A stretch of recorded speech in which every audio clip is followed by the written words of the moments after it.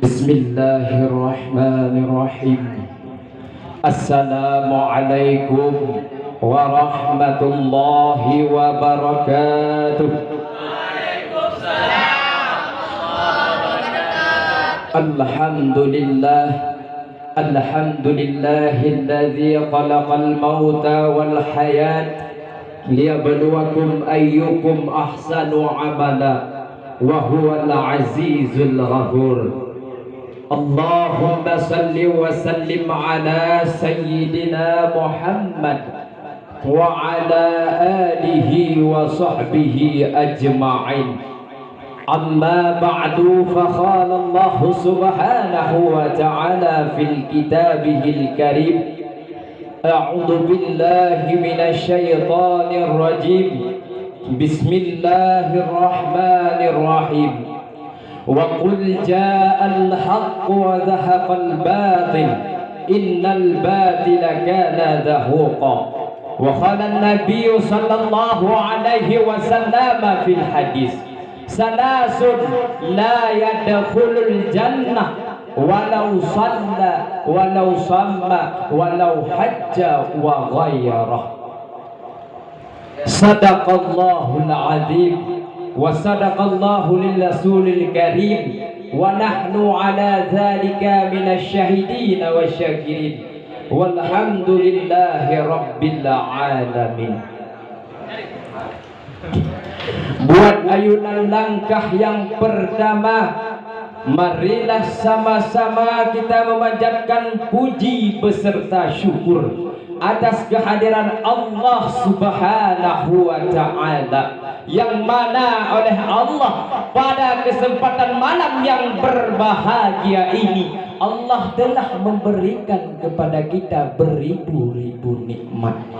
Yang manakah nikmat Allah tersebut? Yaitu nikmat iman dan nikmat Islam dan nikmat kesehatan, agar kita dapat berkumpul pada malam yang berbahagia ini. Tujuan dan maksud hanyalah untuk beribadah kepada Allah dan berubudiyah kepada Allah subhanahu wa ta'ala. Selawat ma'assalam tidak lupa pula kita surahkan kepada seorang proklamator Islam. Beliau tidak pakai dasi, tidak pernah korupsi, bahkan beliau tidak bertitel. Akan tetapi Allah subhanahu wa ta'ala lah yang telah memberikan beliau titel Habibullah berpangkat Rasulullah sallallahu alaihi wasallam. Dan yang mana oleh beliau yang telah membawa kita dari alam jahiliyah menuju alam Islamiyah seperti yang kita rasakan pada saat yang malam berbahagia ini. Dan selawat berserta salam kepada al dan sahabat beliau yang seiring sebahu seayun selangkah untuk mempertegakkan agama Islam di atas permukaan bumi yang berlambang la ilaha illallah Muhammad Rasulullah sallallahu alaihi wasallam. Dan kepada alim ulama, baik tersebut ulama mutaqaddimin dan ulama mutaakhirin dan ulama uzzabaniyin yang muktabar di sisi Allah subhanahu wa ta'ala. Semoga semua ulama kita dilindungi oleh Allah subhanahu wa ta'ala. Kata-kata kita aziman saya yang saya muliakan, Al-Mukarram Abi di Kubah, hanya doa yang dapat saya sampaikan. Allahumma ghafir lahu warhamhu wa'afihi wa'fa'anhu. Amin amin ya rabbal alamin. Dan yang saya muliakan dan yang saya hormati, kepada Abun hanya doa yang dapat saya sampaikan. Allahumma ghafir lahu warhamhu wa'afihi wa'fa'anhu. Dan yang saya muliakan dan yang saya hormati kepada pondok pimpinan Dayah Bahitu Sabri ini, yaitu abi muda kita bersama. Dan yang saya hormati dan yang saya muliakan dewan-dewan guru yang sudah sudi kiranya yang mengajar kita baik siang maupun malam. Dan yang saya muliakan dewan-dewan juri yang telah menilai gerak-gerik saya dari awal sampai akhir. Ma'asyaral muslimin rahimakumullah. Rasulullah sallallahu alaihi wasallam di saat Rasulullah dakwah maupun majlis beliau, Rasulullah pernah berpesan kepada sahabat-sahabat beliau. Apa kata Rasulullah tersebut? Wahai sahabatku, kata Rasulullah, sebaik-baiknya manusia, sebagus-bagusnya manusia, yaitu manusia yang bertakwa kepada Allah Subhanahu wa ta'ala. Untuk apa? Untuk mencukuri nikmat di dunia maupun di akhirat. Nah, oleh sebab itu tercurih di dalam pikiran dan hati Al-Fakir ini ingin mengupaskan satu syarahan tema, mungkin bermanfaat bagi teman-teman ataupun wabil khusus kepada diri saya sendiri, yang bertema renungan hidup dan kematian manusia. Renungan hidup dan kematian manusia. Ma'asyaral muslimin rahimakumullah. Sudah keyakinan bahwasanya hidup di dunia ini pasti ada yang bahwasanya pertemuan, pasti ada perpisahan. Di saat awal pasti ada akhir kita pada malam yang berbahagia ini. Apakah itu hidup abadi di dunia ini? Sungguh belum, saudara-saudara sekalian. Karena mengapa? Karena dikala kehidupan kita di dunia ini tidak mensyukuri dengan nikmatnya Allah Subhanahu wa ta'ala, sungguh hidup kita sia-sia. Coba kita renungkan, kita bayangkan, untuk apa kita hidup di dunia ini? Apakah untuk kita bermain-main, bahkan untuk berpoya-poya dan berjudi? Coba kita pikir di dalam pikiran kita masing-masing.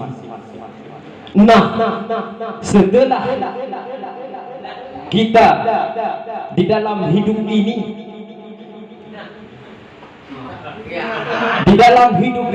bahwasanya hidup kita di dunia ini hanyalah untuk beribadah dan taat kepada Rasulullah. Ya, dikala kita masih muda, pergunakanlah masa mudamu sebelum datang masa tuamu. Karena keyakinan, apakah kita sudah menjadi ahli daripada syurga ataupun ahli daripada neraka. Karena salat dan puasa haji bukanlah ketentuan kita masuk di dalam surganya Allah. Kata Rasulullah sallallahu alaihi wasallam, salasun la yadkhulul jannah walau shalla walau sama walau hajja wa ghairah. Kata Rasulullah, 3 model manusia ini yang tidak akan masuk di dalam surganya Allah. Mengapa? Walaupun manusia ini selalu dalam salat, selalu dalam beribadah, selalu mondar-mandir haji ke Baitullah, akan tetapi tidak merasakan nikmatnya surga Allah. Siapakah itu? Yang pertama, kata Rasulullah, rajulun la yu'addibu ibnahu, seseorang lelaki, seseorang ayah yang tidak pernah mengajar akhlak dan adab terhadap anak tersebut. Nah, bagaimana kita bayangkan dikala kita sudah menjadi seorang pemimpin, seorang ayah, tidak pernah mengajari akhlak terhadap Allah, bahkan dengan Allah, dengan manusia pun kita tidak pernah berakhlak. Apakah hidup kita ini sudah abadi di dunia? Belum, saudara-saudaraku. Setelah kita hidup di dunia, kita akan memasuki di alam azab kubur. Nah, yang kedua, Rasulullah sallallahu alaihi wasallam berkata, tidak masuk di dalam surganya Allah, yaitu rajulun la yuhibbu ilma wa akhlaq. Seseorang yang tidak mencintai kepada ilmu dan ahlinya ilmu.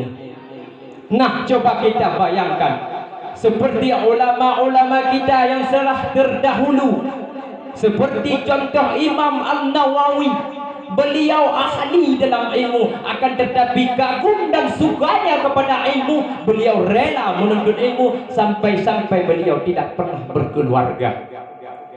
Begitu juga Imam Al-Ghazali.